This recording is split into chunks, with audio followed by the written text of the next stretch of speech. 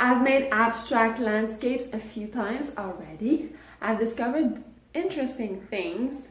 So today I think I want to get into it again because I really enjoy it. I think I'd like to focus on those very minimal abstract landscapes that I made in the last session. I'll put up the link of the last session here if you want to watch it. So I want to keep that in mind, but there are no guarantees that I'll just stick to that or go there, just because I find myself going in a different direction than whatever I intended to whenever I start a session, and I kind of go with it and don't question it, because I found that if I try to control something too much, it doesn't necessarily work better. So I've learned to kind of just go with it.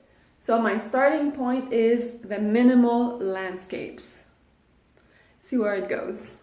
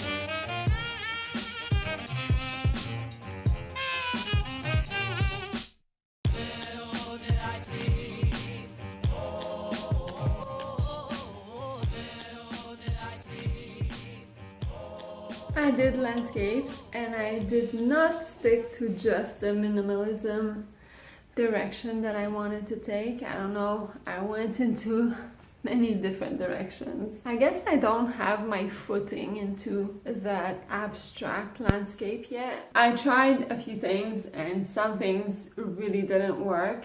Okay, so what didn't work was when there's a lot of black and a lot of texture, I feel like it gets very overwhelming and you lose the different planes and the effect of like depth in the landscape. So the ones that have too much texture and too much black are overwhelming to my eye. I tried something very stylistic with graphic lines and big areas of black. It's interesting, but I don't think I'll explore that direction any further because I feel like someone else could do it better than me.